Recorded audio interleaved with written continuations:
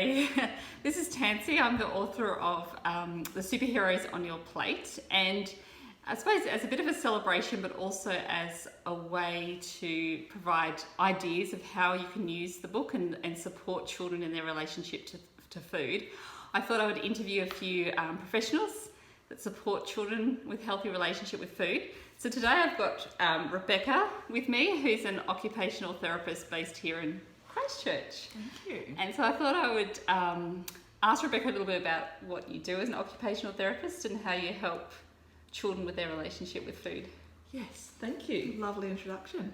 So I'm an occupational therapist by training, but I've done years in feeding therapy. So I've just started a private practice that supports children with feeding challenges. So children with fussy eating, can't eat, don't know how to eat, any kind of feeding challenge here, because I really saw a need in our community for that.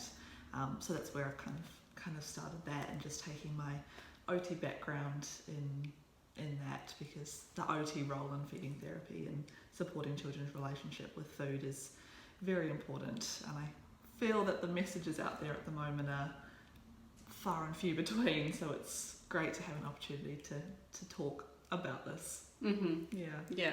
And I suppose we talk more so about children's relationship with food, we're thinking about fussy eating and stuff, but obviously with the OT there's a lot of other issues that children face with sensory issues and things like this. Yes, that's, I guess, the tricky part about food is it's not as simple as see food, eat food. It's really, a lot of families will come to me and say, oh, my child's not eating, can you help? It's like, yes, but we need to break down, a lot of barriers to find out what it is. Is it something to do with the sensory properties? Has there been some kind of medical trauma or something that's happened in the past? I guess also what influence do the people around them play in food and relationships? So it's complex in the sense that we need to break it down a lot. Yeah. And I suppose one of the reasons that we thought we'd chat is because the relationship to food's not just what happens at the dinner table.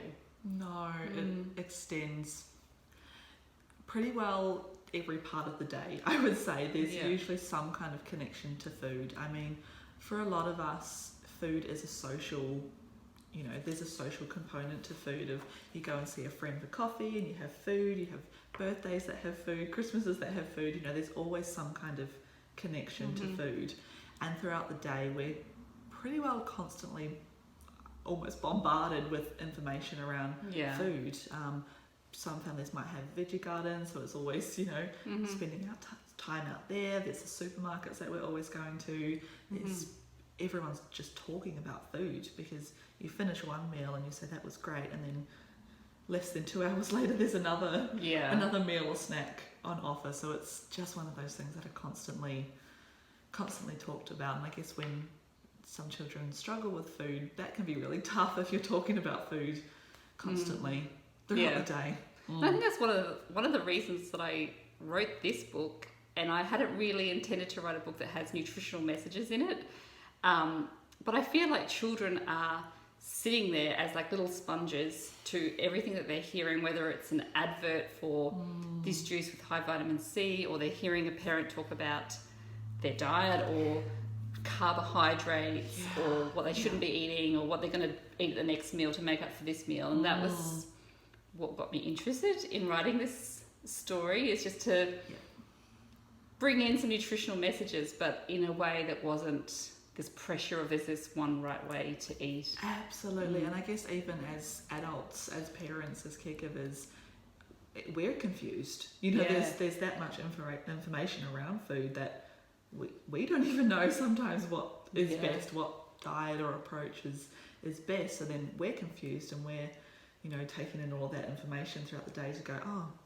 how much of this do I need to eat? What, there's all that talk around food, and obviously kids hear that. And if you're a parent and you're thinking, should I be giving my kid juice or not? And then so you've got all of that stuff that comes. Absolutely. And if it's, I feel like a lot of parents feel really bad if they give their child a chocolate bar, or if they give their something, it's like, oh my goodness, that's full of sugar. And it's, I guess, what we're trying to potentially do with this book and with our messages is all food is good food. You know, it's food. It may not be the most ideal for nutrition, but it's food, you know, so starting that conversation around that it's all food is good food. Yeah. Excellent. Yeah. Alrighty, so Rebecca has read my book. It's still not quite there with the illustrations to actually reveal to you at all, but Rebecca has read it, and so I thought I would get some ideas of you, like what did you think of the book when you read it, and absolutely. So I had to use my imagination with putting characters in where they were, but I thought it was fantastic. I really thought it was fantastic. One of the approaches that we use in feeding therapy, it's called the SOS approach. It's basically like a sensory oral approach to feeding, and it's more based around foods that are tricky for children, because the idea behind it is that food very rarely, unless it's a preferred food, doesn't go from plate to mouth. You know, that doesn't really happen unless it's a food you like.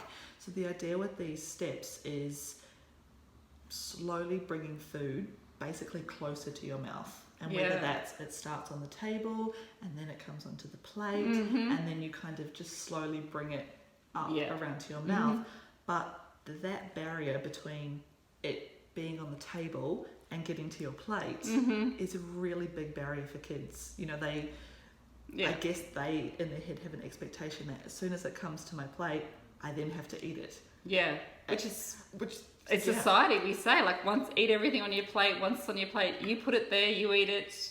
Well, that's how we grew up. A lot of us. That's how we grew up. Is you had to finish everything that was on your plate. So children have this pressure that I want to put this on my plate, but does that mean I then have to eat it? Because what if I don't want to eat it today? Or what if it's, you know...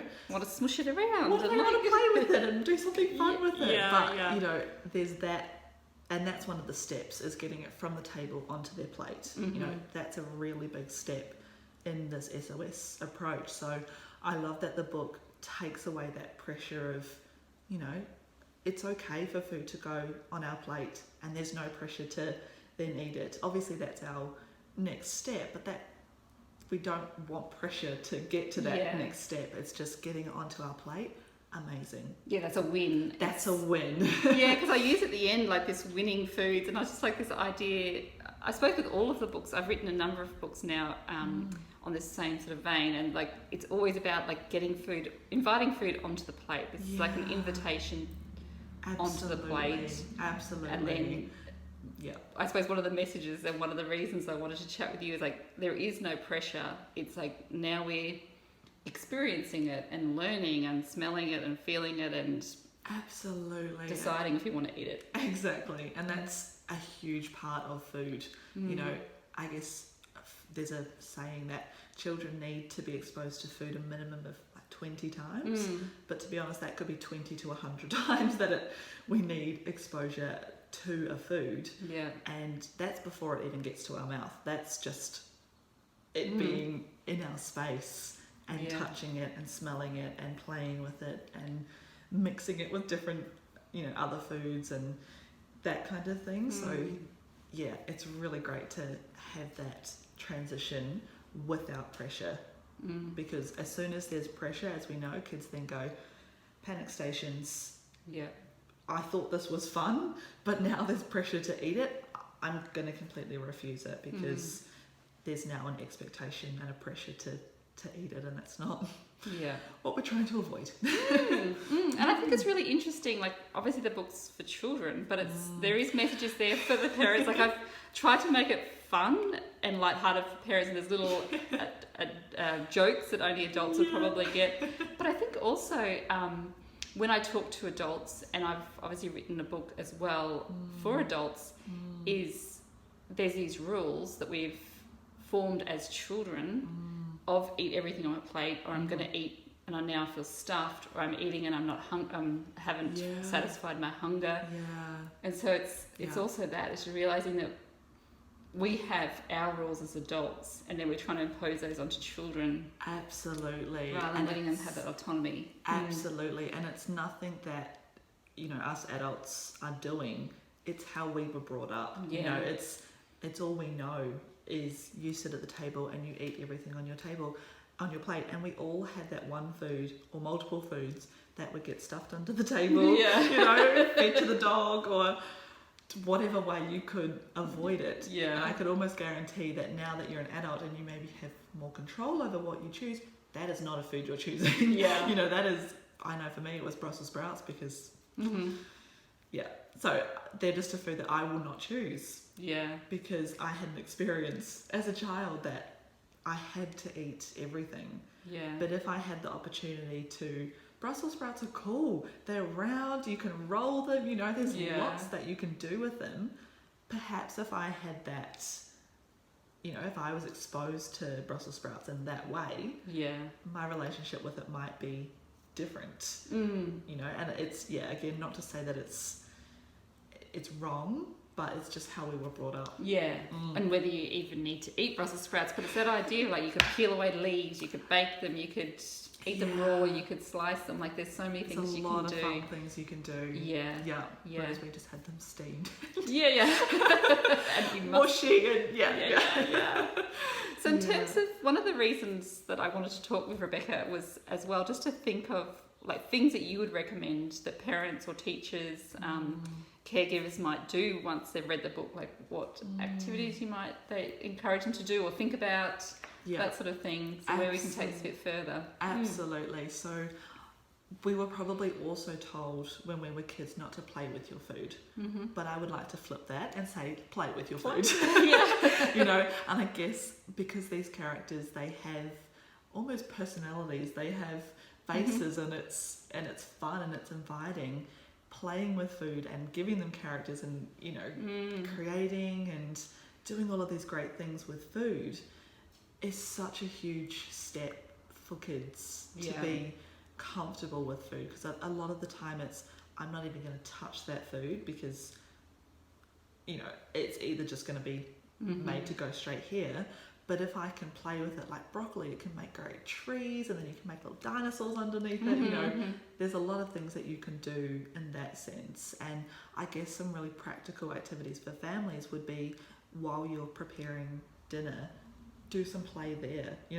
While you're cutting things, while you're cooking things, involve them in that play at meal times. I know it's hard to, while you're cooking, to have them running around and stuff, but if you've got them in like a leaning tower or something, then they're out of the way and they've got one space that they can start to play and explore that way, and use some of the characters and come up with their own ideas as well around food and what can it be, let's give it a name, let's get creative with it, because there's also a really interesting piece of research that says that children are, I can't remember the percentage, but a lot more likely to eat a vegetable if it has a fun name. If it has just a fun, like a brainy broccoli, or something that's also related to them, they're much more likely to eat that vegetable. So really just playing. And that idea, like at the end of the book, when I sort of, who else can we invite to the plate? So that idea of like inviting someone to the plate to play with, but also then to be a character, and like, what would chickpea say on your plate? And it's like, we don't need to eat chickpea, we can play with chickpea and move them around, and they can have a conversation. And which is like how I think about food. But it's that idea, like you're watching something baking and it's like sizzling, and you're thinking, oh, you guys are having a fun time in there, like sizzling away, or there's a lot happening there. And peeling back layers on that sort of, to sort of think of them in that human way of like, what are their little characters, what are they thinking? Absolutely. And I really like the word you're using of inviting, because it kind of gives the child that sense of autonomy, that sense of control, that I'm in control if I'd like to invite something to the plate. It's rather than, oh, this has to go onto my plate, it's I get to invite it and I get to choose. And we know that children thrive on that, when they have that sense of control of what goes onto their plate. Alrighty, well, we might finish up, but did you have a favourite character or any food that you wish were in the book? I thought all of them were so great in their little quirky ways that they had. I felt like Potato was quite I could relate to potato quite a lot, because he's like, yeah, deep fried. You know, I'm really great deep fried. And I was like, okay, that's a great option. Yeah.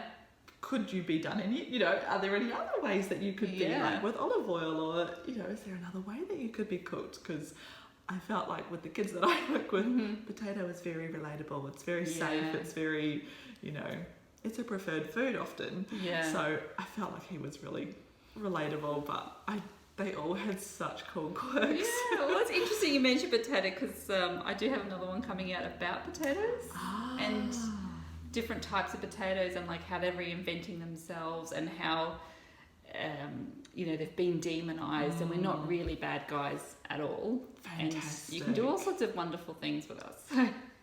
That'll be great. Yeah. That'll be really, because I know that that's a popular food, so yeah, that will be fantastic. Yeah. Excellent. Thank you. Well, thank you for having me. No worries. Bye.